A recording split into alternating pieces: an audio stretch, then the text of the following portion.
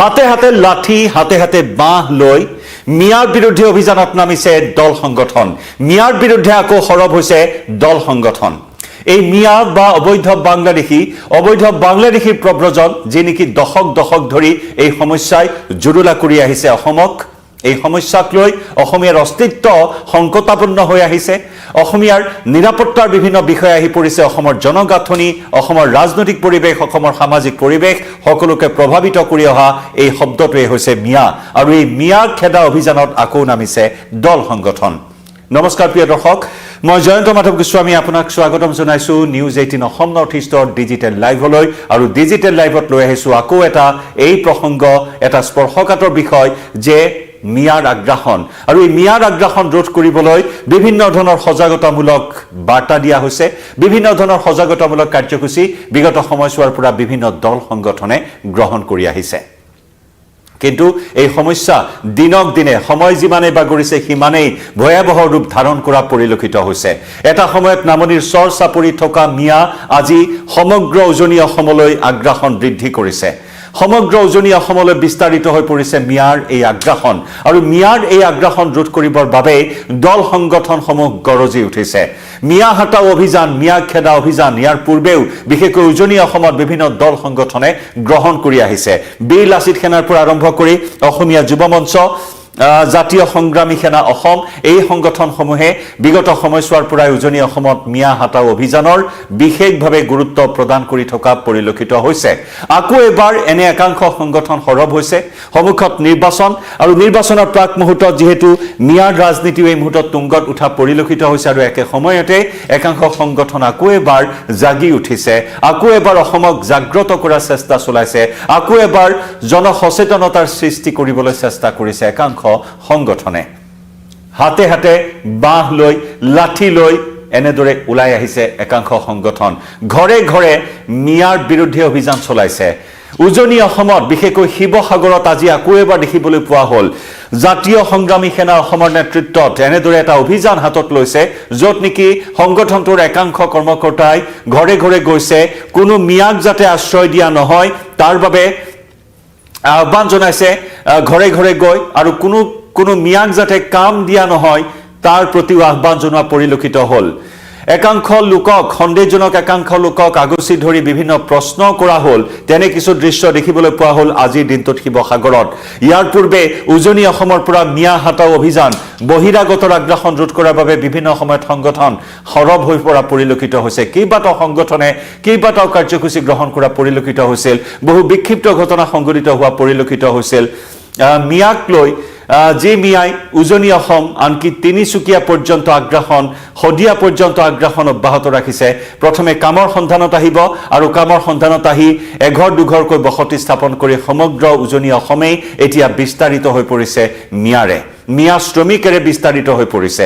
আৰু এনে হাজাৰ হাজাৰ মিয়া শ্ৰমিকক ডেডলাইন বান্ধি দিছিল ইয়াৰ পূৰ্বেও বহু সংগঠনে উজনি অসম ত্যাগ কৰিবলৈ। আৰু সেই মৰ্মে তালি টোপোলা বান্ধি বিভিন্ন সময়ত মিয়াই উজনি অসম ত্যাগ কৰা পৰিলক্ষিত হৈছিল যদিও এই আগ্ৰাসন কিন্তু ৰোধ হোৱা নাই। সমান্তৰালকৈ ৰাজ্য চৰকাৰে উচ্ছেদক লৈ বলিষ্ঠ পদক্ষেপ গ্ৰহণ কৰি বেদখলকাৰীৰ বিৰুদ্ধে, একাংশ সন্দেহজনক নাগৰিকৰ বিৰুদ্ধে এই উচ্ছেদ অভিযান অব্যাহত ৰাখিছে। সংৰক্ষিত বনাঞ্চলৰ পৰা আৰম্ভ কৰি চৰকাৰী ভূমি দখল কৰি বসতি স্থাপন কৰি আহিছে, গাঁও পাতিছে, মছজিদ সাজিছে, মাদ্ৰাছা সাজিছে।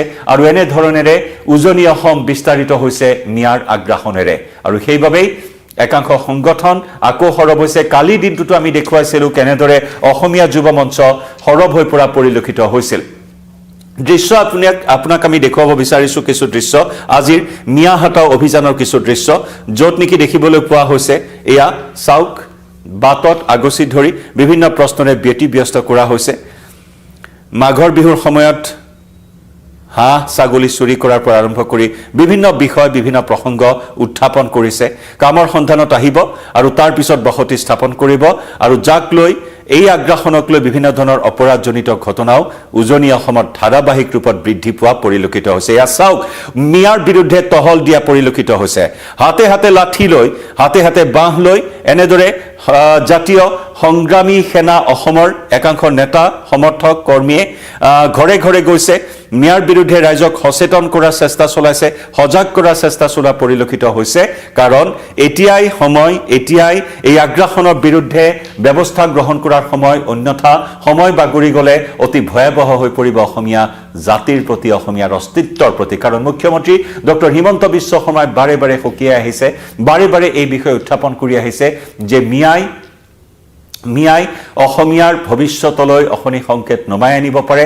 যদি চোৱা হয়, কৃষিৰ পৰা আৰম্ভ কৰি নিৰ্মাণ ক্ষেত্ৰলৈ বিভিন্ন ক্ষেত্ৰত অৰ্থনীতি এতিয়া মিয়াৰ দখলত। আৰু সেইবাবেই মুখ্যমন্ত্ৰীগৰাকীয়ে শেহতীয়াকৈ অসমবাসী ৰাইজক আহ্বান জনাইছে, যিমান পাৰি মিয়াক হাৰাশাস্তি কৰিবলৈ অসমীয়াক আহ্বান জনোৱা পৰিলক্ষিত হৈছিল। মুখ্যমন্ত্ৰীগৰাকীয়ে উদাহৰণ দিছিল, ৰিক্সাৱালাই যদি 5 টকা বিচাৰে 4 টকা দিবলৈ আহ্বান জনাইছিল, এটা উদাহৰণ দি। এনেদৰে মিয়াক কষ্ট দিবলৈ অসমবাসী ৰাইজকো মুখ্যমন্ত্ৰীগৰাকীয়ে আহ্বান জনাইছে। গতিকে এনেকুৱা ধৰণৰ এটা বিষয়, একেদৰে সংগঠনসমূহ সৰব হোৱা পৰিলক্ষিত হৈছে। কালিৰ দিনটোতো অসমীয়া যুৱ মঞ্চ সৰব হোৱা পৰিলক্ষিত হৈছিল। বিশেষকৈ সংগঠনটোৱে মিয়া খেদাওক, অসম বচাওক, মিয়া খেদি অসম বাংলাদেশ হোৱাৰ পৰা ৰক্ষা কৰক, থলুৱাক নিযুক্তি দি মিয়া খেদক, জাগিলে অসম ৰখিব দেশ, নহলে হ'ব বাংলাদেশ, এনেধৰণৰ শ্লোগান আওৰোৱা কিছু ফলক ৰাষ্ট্ৰীয় ঘাইপথ, বিশেষকৈ 37 নম্বৰ আৰু 61 নম্বৰ ৰাষ্ট্ৰীয় ঘাইপথত তেনে ফলক আঁৰি, ৰাজপথৰ কাষত আঁৰি সেই ফলকেৰে ৰাইজক সচেতন কৰাৰ চেষ্টা চলোৱা পৰিলক্ষিত হৈছিল। আৰু এনেদৰে আজি জাতীয় সংগ্ৰামী সেনা অসমেও হাতে হাতে লাঠি লৈ ঘৰে ঘৰে গৈ মিয়াৰ বিৰুদ্ধে প্ৰচাৰ কৰা পৰিলক্ষিত হ'ল। মিয়াক যাতে কামত নিয়োগ নকৰে তাৰ প্ৰতি আহ্বান জনোৱা পৰিলক্ষিত হ'ল। সমগ্ৰ ভিডিঅ'টো আগবঢ়াই ল'ব বিচাৰিছোঁ এবাৰ আপোনালোকৰ সন্মুখত, শুনক।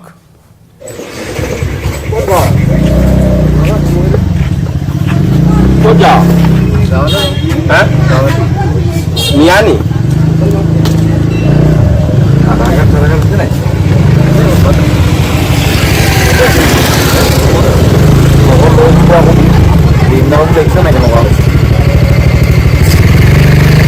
মিয়াবোৰ অহাবোৰ বন্ধ কৰি দিছিলোঁ আমি, গম পাইছা চাগে।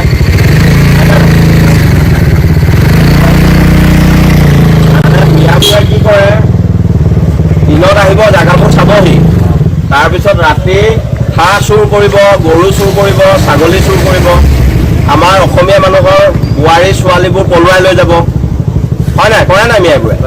কৰে। অঁ, গতিকে মিয়াবোৰ চব একেই নহয়, কিন্তু শিৱসাগৰত আমি মিয়া অহাবোৰ বন্ধ কৰিছোঁ। গতিকে যিখিনি আমাৰ খিলঞ্জীয়া মুছলমান, তাত আমাৰ ক'বলগীয়া নাই, তেওঁলোক আমাৰ ভাই ককাই। কিন্তু যিখিনি মিয়া, যিখিনিক লৈ মিয়া বাংলাদেশী, যিখিনিক লৈ আমাৰ অসমীয়া মানুহবোৰৰ কাৰণে অসুবিধা আহিছে, গতিকে সেই মানুহখিনি আমি পিঠি বহল কৰাৰ ব্যৱস্থা কৰিছোঁ, বুজি পাইছা? গতিকে যদি পোৱা ক'ৰবাত মিয়া বাংলাদেশী খবৰ দিবা, তুমিয়ে পিটিবা দেই। মই কেনেকৈ খবৰ দি দিলোঁ তোমালোক খিলঞ্জীয়া মানুহ, যদি হয় খিলঞ্জীয়া মানুহ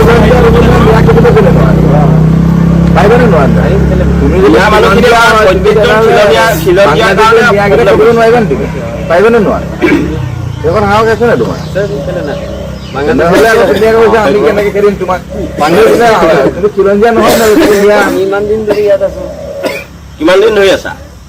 25 বছৰ ওপৰতে। চব কাগজ পত্ৰ আছে?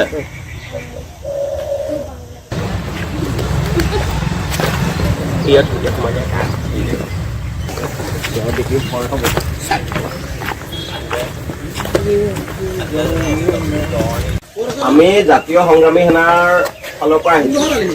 মানে মিয়াবোৰে আমাৰ গোটেই অসমখন খেলি মেলি কৰি পেলাইছে, গতিকে ক'তো যাতে মিয়া থাকিব নোৱাৰে তাত আমি মিয়াবোৰ বিচাৰি দিছোঁ। ইয়াতো যদি কোনোবা মিয়া যদি আহে, চবেই এডাল এডাল বেট ৰাখিব আৰু মিয়াক পিটি পিটি ইয়াৰ পৰা পঠিয়াব। এতিয়া নাই, আগতে আছিলে। এতিয়া দেখিলে যোনেই নহওক, ঠেলাৱালা, ৰিক্সাৱালা, ফেৰীৱালা, মিয়া যদি কোনোবা আহে এচাৰি ল'ব, পিটি পিটি পঠিয়াব। মিয়া যাতে ইয়াত কেতিয়াও থাকিব নোৱাৰে দেই। য'তে দেখে, বাটে পথাৰে য'তে দেখে তাৰ পৰা খেদিব।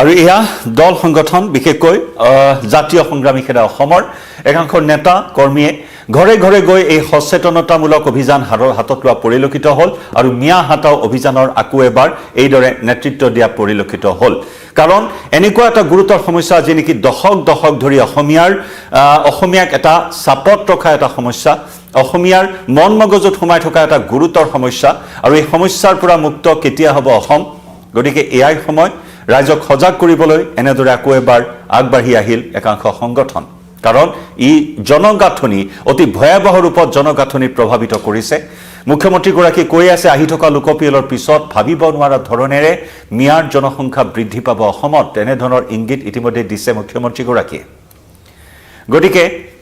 গতিকে তেনেস্থলত যে নেকি অসমীয়াৰ ভাষা সাহিত্য সংস্কৃতি সকলোৰে ওপৰত এটা প্ৰভাৱ পৰাৰ আশংকা প্ৰকাশ কৰি অহা হৈছে ইতিমধ্যে ৰাজ্যখনৰ প্ৰায় 11খনকৈ জিলাত যে নেকি অসমীয়া খিলঞ্জীয়াই সংখ্যালঘুত পৰিণত হোৱা এটা পৰিস্থিতিৰ কথা মুখ্যমন্ত্ৰীয়ে উল্লেখ কৰিছে গতিকে এই মিয়া শব্দটোৱে এই মুহূৰ্তত অসমৰ সমাজ জীৱন অসমৰ জনজীৱন অসমৰ ৰাজনৈতিক জীৱন সকলোকে প্ৰভাৱ কৰি অহা এটা শব্দ আৰু এই মিয়া হাটা অভিযানত আজি আকৌ এবাৰ গুৰি ধৰা পৰিলক্ষিত হ'ল জাতীয় সংগ্ৰামী সেনা অসমক গতিকে উজনি অসমত আকৌ এটা উকমুকনি মিয়া খেদা অভিযানৰ আৰম্ভণি দেখিবলৈ পোৱা হৈছে কিভাৱে প্ৰিয় দৰ্শক এই বিষয়টোত জনাওক আপোনাৰ মতামত লাইভৰ পৰা বিদায় লৈছো ধন্যবাদ